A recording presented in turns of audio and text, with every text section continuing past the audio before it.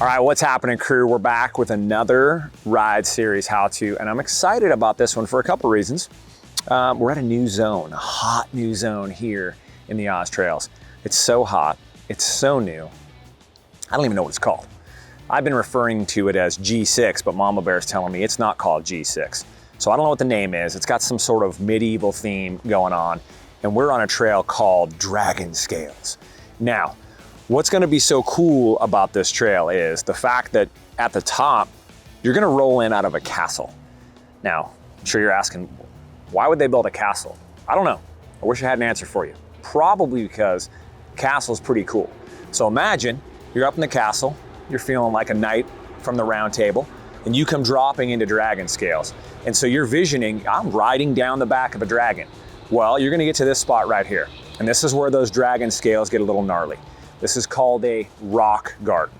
Now, what you're gonna have to do is you're gonna have to come in, and you're gonna have to navigate this rock garden, and you're gonna have to do it differently than you have been. Now, how have you been? How do I know what you've been doing? Well, I know what you've been doing because we've been here filming and we've been watching. And what we've been watching is people come in and they get in the back seat because they're scared. And what that looks like is one of these right here. They get those big eyes, and they get those arms stretched out, and they get really tense. And what that does is that compounds what is already a fairly tough situation. So what we're gonna do is we're gonna try to break down the things that will help alleviate that situation and make it a little bit more comfortable. Now, you may have noticed we got a sweet background. Right next to us is I-49. So as we do this, you might hear some semis, some sweet Fast and Furious imports going by. Hey, we're working with what we have. So roll with it, and I'm gonna roll through this rock garden. Are you ready?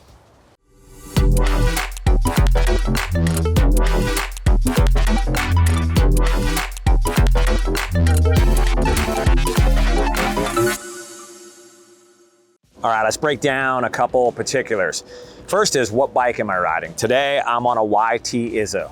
So 130, pretty sweet trail bike. I've ridden this section many times, and I think this thing does great. Now, some of you may be saying, man, 130, that's not a whole lot. I don't know if I wanna go smashing through a rock garden on a 130 bike. Yeah, I agree. I don't smash through the rock gardens. That's part of what we're gonna talk about. Now, another piece of this puzzle is something that I think everybody should have. If you're in a situation where you might come across a rock garden, the best thing you can do for yourself before you even get to that rock garden is to make sure you have CushCore set up on your bike. So this particular bike, I kept the stock tires, they're a little bit smaller, so I'm running the XC CushCore in here. So what that does is it gives me a little bit of a barrier of protection in case the timing goes wrong and I smash one of these wheels. So for me, it not only helps with that scenario, but it also gives me amazing traction. So it's something I recommend, and it's a must-have. Now, let's break down what happens when you're on the trail. First thing is, when you're coming in, you need to have your eyes up. So we've harped on this many times. Look as far ahead as you can, because then you'll see that rock garden coming. If you're looking ahead, the rock garden won't sneak up on you. Now, once you see that rock garden and you get yourself set, what you want to try to do is pick the best line. Now, what are the factors involved in picking the best line? There's a couple of things, and we're gonna work with this scenario right here. So this particular spot, there's a right-hander coming in, and it kind of gets wide, and there's two different sides. The reason there's two different sides is because there's a tree right there, and I don't want to hit that tree. Now, after I get out of the rock garden, I'm making a left. So I need to think about these things. Those are the factors involved. Coming in, making a right, I'm coming out, making a left. So in theory, making that left out, I want to be set up on the right-hand side. So that's my best advice. Look at what are you coming into and what are you coming out of. If it's a straight line, coming in and coming out, awesome. That's probably the best thing, because then we can look to, okay, what is the setup in the rock garden? Now here, it's not, it's rocks, don't get me wrong, it's rocks, but they're laid out in a very specific manner. So they're flat rocks and they kind of have a decent pitch to them.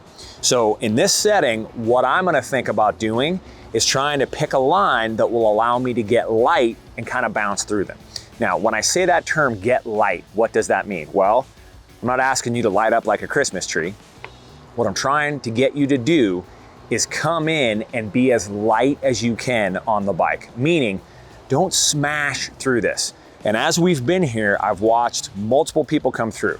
And what most of these people do is they come in, they get super nervous, they shoot their hips back, and they get back behind the bike, which is already a bad thing, because if you're back behind the bottom bracket, the bike won't work the way it's supposed to. Then your arms get stretched out and you start doing this thing. So what you want to do is come in, see where you want to go, and stay centered over the bike, and stay light, stay relaxed. If you're centered over the bike, you give the bike the ability to move underneath you. If you just do that, you're already ahead of the game. But if you're back here and your arms are stretched out, you don't have any of that movement.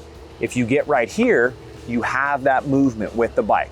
You have it in your arms, and you also have it with your hips, with your knees. So use those things. Next thing we need to think about is, once you're in the rock garden, what are you doing with your feet? And now here's a very critical piece of this, my friends. Some of you who are watching this video, you're on those crazy things called flat pedals.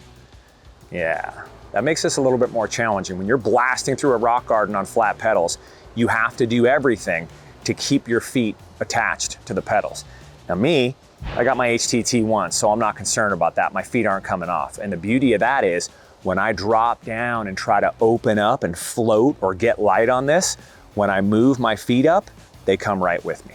So now what we're gonna do is I'm gonna rip through a few times, and I'm gonna slowly bring up the speed to show you what I'm talking about. Let's go. Okay, here we go. First, what not to do. I come in, hardly moving, and I get in the back. Oh. Come on now, be honest. Be honest with me, be honest with yourselves. How many of you do that, especially you newer riders? There's a threshold of speed. So now I'm gonna do the same thing. I'm gonna come in a little bit faster, not a lot. I'm gonna come in a little bit faster. I'm gonna stay centered over the bike to give the bike that movement right underneath me. All right, watch this. Okay, here I go. Come in a little bit faster. I'm relaxed, I'm centered over the bike. Look at it move. So that time through, I came in a little bit more speed, and you could see I was right down here. Okay, I wasn't in what I would call an attack position, but I was in a ready position. And so for me, I want to try to stay as high and relaxed as I can so I can open up and get light. But you got to build to that. So if you're a newer rider or somebody who's been riding a long time and you're fearful of rock gardens, try to find that speed that will keep you comfortable and find that body position where you can stay relaxed. Now, this is gonna depend on who you are as a rider. If you're a short rider, this is gonna be a little bit easier. If you're a taller rider, just be careful about hinging and shooting those hips back. Now, I'm gonna come in a little faster, and what I'm gonna try to do is find spots to lighten up as I come through. All right, so a little bit more speed, opening. That time, you see, as I came through, I kind of got that hop. So what I'm trying to do is, as I come in, eye those shelves or those force multipliers where I can load through my feet and open up. I'm not lifting the bike up per se. I'm trying to strategically load through my feet to get some lift. Here's what it comes down to. If I come smashing through a rock garden, every time my tire is hitting something is an opportunity for me to get a flat or break a wheel. If I can come in and I can find spots to get light and get off the ground and go over those things, I take them out of play. Now, the dangerous part of that is, if I do that and I'm not strategic or I don't stay light, when I come down, I might smash into something. There's also the timing piece. So this is something you have to slowly grow to. Now, I'm gonna come in a little bit faster, try to be a little bit more specific with those movements when I double through this stuff. Let's see how it works. So the plan was to talk through that one, but I didn't talk through it because I came into it and I was focused on what I needed to do, and it actually worked really well. I was very happy with that one. Now, as I was going back up for this run, I thought about something. Some of you are watching this and you're thinking, bro, just send it, just rip through that rock garden fast as you can. Nah, I'm good, I'm gonna pass on that. The way I just came through, probably could have gone faster, but I was really happy with that. And that cadence of how I hop through is very important. I've ridden this trail a decent amount of times, so I have that cadence kind of worked out in my head. If I go faster, that cadence won't work. So from an overall speed perspective, I'll give up a little bit of speed here to make this much smoother, have less chance of flatting, and set me up better for what I'm dealing with on the exit. Man, I like that one, Brock. I think it's time to get a few more strategic slow-mo shots to let this YT Izzo do its work. Yeah? Yeah, okay.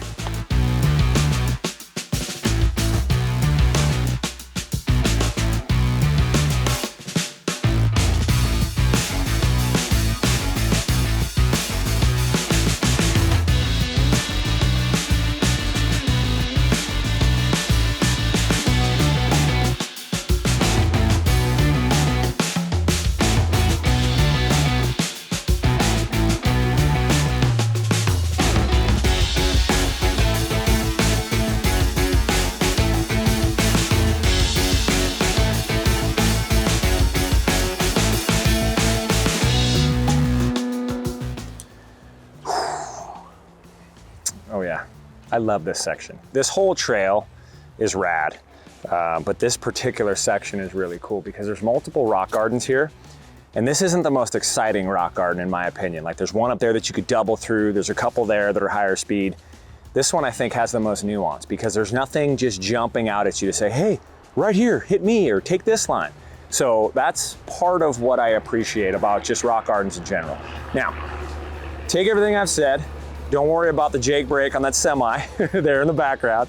Think about these things I've said. Really think about some of the slow-mo, not how-tos on this. I kind of do it half jokingly, but that's what we've seen. Like as we're here watching, that's what we see. So try this. Step one, do yourself a favor and relax, man. Chill out a little bit when you come to rock gardens. And if you need to come in slow to do that, cool, that's fine, do it. Slow down a little bit. You need to be comfortable. Once you're comfortable, once you're relaxed, stay centered over the bike. Once you can come through at any speed, I don't care what it is, centered over the bike and let the bike move underneath you, then you can slowly pick up more speed, okay? We showed you the 3 ways to do it, wrong, right, and the bonus. It takes a while to get to that bonus. So it's like the alphabet, you gotta go from A to Z. So think about your body position. Think about your eyes looking ahead. Choose your line accordingly. And again, relax, have fun. You're supposed to be having fun riding bikes. If you get all rigor mortis, I don't think you're having fun on your bike. So hopefully that helped. If I wasn't clear on something, that's cool. Shoot me a message in the comments below and I'll do my best to answer it.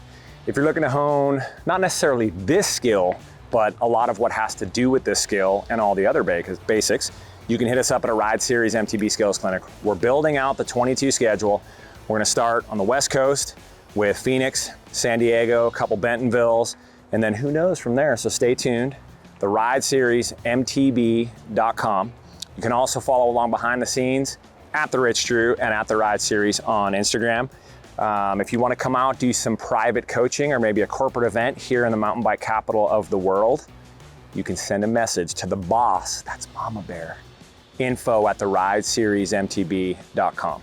Now, we're gonna wrap this one up because we still have about half this trail to film a raw on this thing, and I'm excited because not only is the Izzo a pretty legit fun bike, this trail rips. So we need to get to it.